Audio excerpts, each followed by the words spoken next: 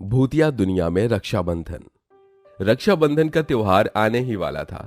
सभी तरफ दुकानों पर बढ़िया बढ़िया राखियां और तोहफे बिक रहे थे। भाई, मैं आपके लिए बहुत ही अच्छी राखी लेकर आऊंगी, लेकिन मेरी भी एक शर्त है। कैसी शर्त? मुझे आपसे इस बार गिफ्ट में एक अच्छा सा मोबाइल फोन चाहिए, तभी मैं आपको राखी बांधूंगी। ठीक है, तो मैं एक काम करता हूँ, कटोरा लेकर अभी तेरे गिफ्ट के लिए पैसे जमा करने निकलता हूँ। भाई, मैं मजाक नहीं कर रही हूँ। हाँ, मैं भी सीरियस हूँ। भैया, इंसानी दुनिया में तो ये खट्टी मीठी भाई बहन की अनबन जारी थी, लेकिन आज तक हमने बस इंसानी दुनिया का ही रक्षाबंधन देखा है। चलो आज ले चलते हैं आपको भूतिया दुनिया के रक्षाबंधन में। भूतिया दुनिया का रक्षाबंधन भी बस इंसानी दुनिया की ही तरह आने वाला था। सभी भूत चुड़ैल भी रक्षाबंधन के त्योहार के लिए बहुत उत्सुक थे। भाई, रक्षाबंधन पर इस बार मुझे तुझसे कुछ खास चाहिए।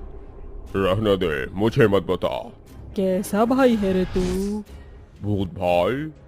चल, ज्यादा बकवास मत कर, वरना तेरी ढाकी चिक्की कर दूंगी। और शांति से मेरी बात सुन। सुना। सीमा ने रोहित के कान में कुछ फुसफुसाया। रोहित उसे सुनकर मुस्कुराने लगा। ये गिफ्ट देना तो मेरे दाएं हाथ का खेल है, क्योंकि मेरा बायां हाथ घायल है। बहन, तू सब कुछ अपने भाई के ऊपर मत छोड़ना, क्योंकि हो सकता है कि मुझे तेरी जरूरत पड़ जाए। भाई, तू तो भूत होकर भी एकदम लल्लू है। चल निकल अब यहाँ से। भूत चुड़ैल आपस में बात करके चले गए। रोहित ने इंसानी रूप लिया और वो अपनी बहन की इच्छा पूरी करने इंसानी दुनिया में आ गया। इंसानी दुनिया में भी रक्षाबंधन की तैयारियां चल रही थी। अरे वाह, कितने सारे इंसान हैं। अरे भाई, सामने से हट रहा हूं। रोहित बाजार में बीचों बीच खड़ा हुआ था। कोई नहीं जानता था कि वो एक भूत है। सभी राखी वगैरह खरीदने में ही बिजी थे। अपनी बहन का तोहफा मुझे यहाँ नहीं, किसी सुनसान जगह में ही मिलेगा। आखिर रोहित की बहन ने ऐसा क्या मांग लिया था जो रोहित उसे इंसानी दुनिया में लेने आया था? जानने के लिए देखते रहिए। चल रोहित, दिखा दे अपना कमाल। रोहित बाजार से हवा की रफ्तार से निकल आया और वो एक कॉलोनी में आ गया, जहां दोपहरी के समय बिल्कुल सुनसान पड़ी हुई थी। यहां मुझे जरूर कुछ मिल जाएगा। वो कुछ देर चला। चलते चलते उसे एक घर दिखाई दिया, जिसकी एक खिड़की खुली हुई थी और उस घर में कोई भी दिखाई नहीं दे रहा था। यही है शायद मेरी मंजिल। रोहित उस घर में घुस गया। उस घर में घुसते ही रोहित को एक लड़का दिखाई दिया। कौन है तू? और मेरे शरद ऐसे बोल ही रहा था कि रोहित ने एक चुटकी बजाई और वो लड़का बहुत छोटा हो गया। रोहित ने उसे उठाया और एक शीशे के जार में बंद कर दिया। पैरों में बंधन नहीं है, लेकिन फिर भी इंसान ने मचाया शोर। तभी तो कहते हैं सब दरवाजे कर लो बंद, वरना आ जाते हैं चोर। छोड़ दे मुझे। रोजी, रोजी। इस रोजी वोजी को बाद में बुलाना, अभी तो चल मेरे देश। रोहित ने इसी तरह जार में बहुत सारे इंसानों को बंद कर लिया और वो उन सभी को अपने भूतिया दुनिया में ले आया। ये कौन सी जगह है? अरे कौन है तू? रोहित, नाम तो सुना ही होगा। बेकार की बातें मत बना और इन सभी इंसानों को वहाँ तहखाने में बंद कर दे, वरना कहीं ये हमारी भी ढाकी चिक्की ना कर दे। रोहित सभी इंसानों को तहखाने में डाल आया। वहां पर शरद के सिवा भी बहुत सारे इंसान थे, लेकिन देखने वाली बात थी कि वो सभी लड़के ही थे। ये लोग हमें यहाँ क्यों लाए हैं? पता नहीं, शायद ये हमारी बलि लेकर अपना रक्षाबंधन मनाएंगे। अभी उस आदमी ने ऐसा बोला ही था कि तभी एक बहुत ही बड़ा भूत वहां आया। तुम्हारी सभी की जरूरत है, चलो आओ हमारे त्योहार की तैयारी करवाने में मदद करो। वो भूत सभी इंसानों को बांध कर ले गया और उन सभी को मजदूरी करने को बोला। ये रहा सारा सामान, कल तक हमारे समारोह के लिए ये जगह बिल्कुल तैयार हो जानी चाहिए, वरना तुम सभी इंसानों के टुकड़े टुकड़े करके कुत्तों को खिला दूंगा। भूतिया दुनिया में सभी भूतों ने इंसानों को काम पर लगा दिया। जिन इंसानों ने कभी मजदूरी का नाम भी नहीं सुना था, उन्हें भी आज मजदूरी करनी पड़ रही थी। अरे तू मर्द है भी या नहीं? क्यों? वो कहते हैं ना कि मर्द को दर्द नहीं होता, इसीलिए पूछ लिया। शायद ये सारे भूत चुड़ैल अपनी जिंदगी में शाहरुख सलमान ही थे। बकवास मत कर और काम पर ध्यान लगा। सभी इंसान रक्षाबंधन की तैयारियों में लगे हुए थे तो वहीं दूसरी तरफ रोजी का अपने भाई के लिए रो रो कर बुरा हाल था। भाई आप कहाँ हो? रोजी की सहेलियां उसे संभाल रही थी। रो मत रोजी, ये ले नाक साफ कर। शुक्रिया।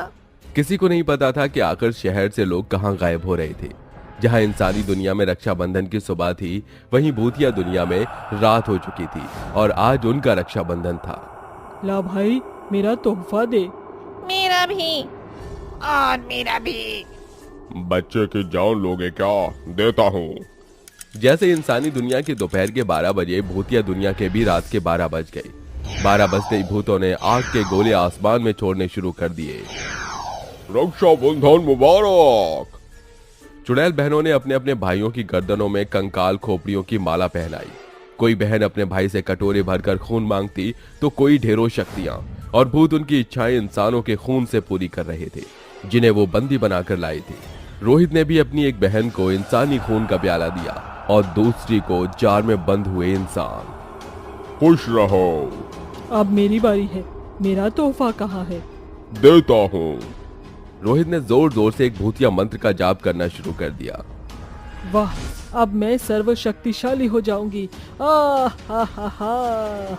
सीमा ने अपने भाई से शक्तियां तोहफे में मांगी थी। वो शक्तियां उसे 100 इंसानों की बलि चढ़ाने से प्राप्त होती। रोहित अपनी बहन के लिए 100 इंसानों को लेकर आ चुका था। सभी तरफ खून की नदियां बह रही थीं। भूत अपना रक्षाबंधन इसी तरह से मनाते थे। उन 100 इंसानों में शरद भी था। कोई भी बोलने की हिम्मत नहीं कर पा रहा था, लेकिन तभी शरद बोल पड़ा। रुक जाओ, तुम इस तरह इंसानों की जान नहीं ले सकते। मैं तेरी इतनी बात क्यों मानूं? क्योंकि सिर्फ तुम लोग ही रक्षाबंधन नहीं मना रहे हो, हमारी बहनें भी हम सभी का इंतजार कर रही हैं। जरा सोचो, तुम भी एक भाई हो और हम भी। अगर रक्षाबंधन पर तुम्हारी बहन तुम्हें राखी न बांध पाए तो तुम्हें कैसा लगेगा?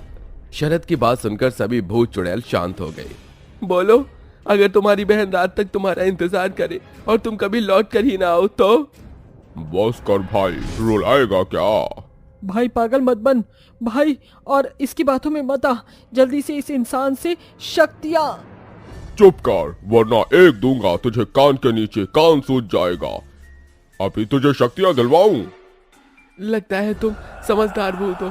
देखो, हमारी बहनें भी राखी के लिए हमारा इंतजार कर रही है, इसलिए हमें छोड़ दो।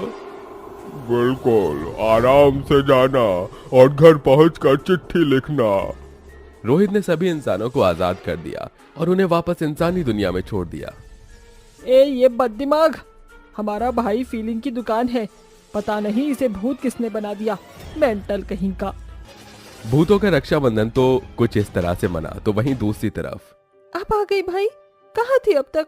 मुझे आपसे बात नहीं करनी। अरे अरे गोलू, सुन तो। सभी इंसान भूतिया दुनिया से लौट आए जिस जगह से भूत चुड़ैल इंसानी दुनिया में आते थे। शहर के लोगों ने मिलकर उस रास्ते की घेराबंदी करवा दी और फिर सभी इंसानों ने भी शांति से रक्षाबंधन मनाया और दोनों दुनिया में शांति आ गई। ये तो जानते हैं कि माँ अपने बच्चों से कितना प्यार करती है। दुनिया में एक माँ अपने बच्चों को खुश रखने के लिए कुछ भी कर सकती है, किसी भी हद तक जा सकती है। कुछ ऐसा ही शीला नाम की चुड़ैल ने किया था। क्या हुआ, सुनकर अजीब लगा ना? हाँ, चुड़ैल ने किया। हालांकि वो सब करते नहीं है, पर ये चुड़ैल एक माँ थी जिसकी 2 और 5 साल की 2 छोटी बेटियां थी। दरअसल वो एक किशनगंज नामक रेलवे स्टेशन पर अपने बच्चों को पालने के लिए सामान ढोकर कुली का काम किया करती थी। रात के 10 बजे साबरमती एक्सप्रेस वहां रुकती है। तभी एक गगन नाम का यात्री शीला को देखकर कहता है, सुनिए बहन जी, आप कुली है ना? सामान बहुत ज्यादा है, आप थोड़ा ये सामान उठा लेती। जी भाई साहब, जरूर। राधिका बिटिया, तुम रूही का ख्याल रखना, मैं थोड़ी देर में यहीं पर आती हूँ। फिर शीला उसे गगन नाम के व्यक्ति का सामान उठाकर बाहर ले जाती है और टैक्सी में रखवा देती है। Thank you. कितना हो गया? साहब, 100 रुपए। फिर शीला पैसे लेकर वापस प्लेटफॉर्म पर आ जाती है तो महेंद्र नाम का व्यक्ति बहुत सारा लगेज लाते हुए कहता है, अरे वाह, ये औरत तो बड़ी कसौती लग रही है। समा भी रात का है। हाय, इसकी कमर कितनी मक्खन लग रही है। जरा सुनिए, वो मुझे सामान उठवाना था। मेरे पास एक्स्ट्रा बैग है और साथ में कोई है भी नहीं। जी साहब, मैं रेडी लेकर आती हूँ। फिर शीला सामान ढोने वाली रेडी लाती है, उस पर सामान रख कर प्लेटफॉर्म तक जाती है। सामान रखने के बाद भी महेंद्र उसे गलत नजरों से देखता रहता है और आसपास कोई ना होने का फायदा उठाने की सोचता है। साहब, मैंने सामान रख दिया है, 300 रुपए हो गए, जल्दी दे दीजिए, मेरे बच्चे अकेले हैं।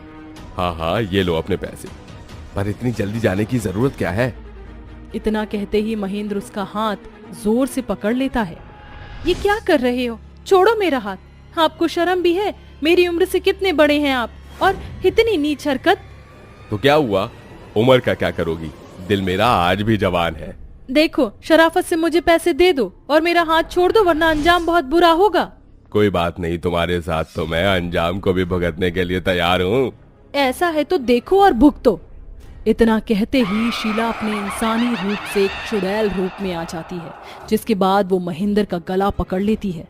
बोला था ना मैंने, अंजाम भुगतने के लिए तैयार हो जा। तूने मुझे क्या समझा था कि मैं कमसिन औरत अकेली हूँ?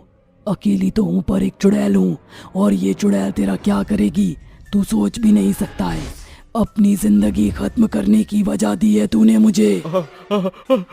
छोड़ो मुझे छोड़ो, मुझे बहुत डर लग रहा है। मुझसे गलती होगी, मुझे माफ कर दो, मैं मरना नहीं चाहता हूँ। अब मैं तुझे नहीं छोड़ूंगी। तूने मुझ पर गंदी नजर डाली है, इसका हिसाब तो तुझे चुकाना पड़ेगा। ये कहते ही चुड़ैल अपने नुकीले नाखूनों को उसके पेट में घुसाकर मार डालती है। किसी को इस मौत के बारे में पता नहीं चलता और अपने आसपास देखकर चुड़ैल शीला वापस से आम इंसान बन जाती है और अपने बच्चों के पास चली जाती है। राधिका बेटी, परेशानी तो नहीं हुई? और रूही खाना मांग रही थी क्या? तुमने उसे कुछ खिलाया? माँ, आपके बिना ये कुछ नहीं खा रही है, रो रही थी। आप ही इसे खाना खिला दीजिए। कुछ नहीं खाया इसने, दाल का पानी तक नहीं पिया। रूही बेटा, लो चीजी खा लो, गुस्सा नहीं करते। नहीं मम्मा, हमें तो पालनी गलती, आप मुद्दे झोल तली जाती हो, बार बार मुद्दे नहीं दाना दाना। अच्छा, अब अपनी रूही चूही बेटी को छोड़कर कहीं नहीं जाऊंगी। काम नहीं करूंगी बेटा तो तुम्हारे लिए खाना कैसे बनाऊंगी? तुम्हें स्कूल कैसे भेजूंगी? अभी तो बड़ी दीदी स्कूल जाती है, तुम भी बड़ी होकर स्कूल जाने लगोगी। अब तो भी ले जाऊंगी मम्मी तूल। मम्मा, बहुत देर हो गई है, अब घर चलकर अपने हाथ से खाना भी खिला दो। मैंने भी कुछ नहीं खाया है और आपको खाना बनाने में टाइम भी लगेगा। हाँ, चलते हैं। ये मजा आएगा ना अब मिलू। फिर शीला अपने बच्चों को घर ले जाती है, जो कि रेलवे स्टेशन के काफी नजदीक था, और जादू से अपने हाथ से खाना बनाकर खिला देती है। तुम्हें लोरी सुना देती हूँ। सुन सुन नन्ही लोरी सुन, हो जा मीठे सपनों में गुम। तू मेरा चंदा है, तू मेरा सूरज है। फिर चुड़ैल शीला अपनी गोद में दोनों बच्चों का सर रखकर उन्हें लोरी गाकर सुनाती है, और अगले दिन दोनों बच्चों को उनकी मनपसंद चीज दिलाती है। उनके चेहरे की खुशी देखकर चुड़ैल मन में कहती है, आखिर मैं इतना सब क्यों करती हूँ? ताकि मेरी दोनों बेटियां बहुत खुश रहें। इनके पिता और माँ की कमी तो मुझे ही पूरी करनी है। वो तो अच्छी बात है कि मेरी बेटियों को मेरे बारे में पता नहीं चला। मम्मी, ये गुड़िया बहुत अच्छी है, शुक्रिया। हाँ मम्मा, मेरी भी। जल्दी चलो, रेलवे स्टेशन पर मुझे काम भी करना है। फिर शीला चुड़ैल अपनी दोनों बेटियों को घर पर छोड़ देती है और आम इंसान की तरह रेलवे स्टेशन पर अनेक यात्रियों का सामान उठाकर पैसे कमाती है। जब सामान भारी हो जाया करता था या रात में कोई उसके आसपास नहीं होता था, तब शीला अपने चुड़ैल रूप में आकर जादू से सामान को उठाकर रखा करती थी। कुछ समय तक ऐसे ही चलता है, पर फिर 2-4 लोग रात में उसे चुड़ैल रूप में देख लेते हैं। हे भगवान, ऐसा क्या रखा है इन बैगों में जो मुझसे कुछ उठ नहीं रहा है? मेरे आसपास कोई भी नहीं है। क्यों ना मैं रात का फायदा उठाकर चुड़ैल बन जाऊं। ऐसे ही सामान उठा सकती हूँ, क्योंकि मुझे अपने बच्चों के लिए पैसे भी तो चाहिए हैं। चुटकी बजाते ही शीला चुड़ैल रूप में आकर सामान को जैसे ही उठाती है तो कुछ छुपे हुए लोग उसे देख लेते हैं और सामने आकर कहते हैं, देखो देखो, वो रही चुड़ैल, मैंने कहा था ना, हमारे रेलवे स्टेशन पर चुड़ैल घूम रही है। ये वही चुड़ैल है जो अपने जादू से सामान उठाकर रखती है। लगता है ये हम सबको मारना चाहती है। तांत्रिक बाबा को बुलाओ, अब इसका अंत होकर ही रहेगा। ये सुनकर चुड़ैल का हवा में उठा हुआ सामान जमीन पर गिर जाता है और वो घबराकर हाथ जोड़ती है। देखिए देखिए, मैं आपके हाथ जोड़ रही हूँ, ऐसा मत कीजिए। मेरे 2 छोटे छोटे बच्चे हैं, उनको पालने के लिए मैं यहाँ काम करती हूँ। मेरी मजबूरी है, प्लीज तांत्रिक बाबा को मत बुलाएं। हम तुम्हारा कैसे विश्वास करें? चुड़ैलों पर कोई भरोसा थोड़ी कर सकता है। अगर मुझे मारना होता तो अब तक मैं मार देती, पर मैंने 1 साल से किसी को नहीं मारा। मैं जब से यहाँ हूँ, बस कुछ दिन पहले एक आदमी ने मुझसे बदतमीजी करी थी, तभी मैंने उसे मार दिया था। ऐसा क्या हुआ था जो तुम ऐसा कर रही हो? दरअसल 1 साल पहले मैंने अपने पति को खो दिया। वो बहुत नशे का सेवन करते थे और मेरी 2 बेटियां थी। रूही तो मेरी गोद में थी। ना मेरे पास घर था, ना खाना, ना ठिकाना। हे भगवान, मैं क्या करूं? अपने बच्चों का पेट कैसे पालूं? मेरी रूही तो बहुत छोटी है। अरे यहाँ रेलवे स्टेशन है, यहीं पर सामान उठाने का काम कर लूंगी। शीला बच्चों को लेकर रेलवे स्टेशन पहुंचती है और वहाँ कुली का काम करने लगती है और पास में ही एक छोटी सी झोपड़ी बना लेती है। सब कुछ सही चल रहा था। एक दिन एक यात्री को सामान देने के चक्कर में वो ट्रेन के पीछे पीछे भागती है, जिससे प्लेटफॉर्म खत्म हो जाता है और वो पटरी पर जा गिरती है। इतने में पीछे से एक ट्रेन आकर उसे कुचल देती है, जिसके बाद वो मरकर चुड़ैल बन जाती है। हे भगवान, ये क्या हो गया? मैं तो चुड़ैल बन गई। दोनों छोटी छोटी बेटियों को कौन पालेगा? उनके सर पर न पिता का हाथ है और न अब माँ का। मेरी बच्चियों का अब क्या होगा? कोई बात नहीं, मैं ही उन्हें पालूंगी। फिर चुड़ैल इंसानी रूप में आकर रेलवे स्टेशन पर कुली का काम करती है। बस तब से मैंने अपने बच्चों की देखरेख करने के लिए रेलवे स्टेशन पर यह काम किया। मैं हाथ जोड़कर आपसे विनती करती हूँ, ऐसा मत कीजिए। मैं यहाँ से खुद चली जाऊंगी जब मेरे दोनों बच्चे अपने पाँव पर खड़े हो जाएंगे। तुम्हारी बात सुनकर हमारी आंखों में भी आंसू आ गए। हम तुम्हारे साथ हैं, हम ऐसा कुछ भी नहीं करेंगे। हाँ, हम तुम्हारी मजबूरी समझ सकते हैं। आपका बहुत बहुत शुक्रिया।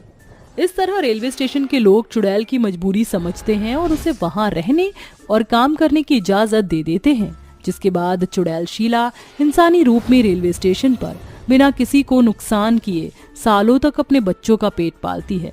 फिर राधिका 18 वर्ष और रूही 16 वर्ष की हो जाती है।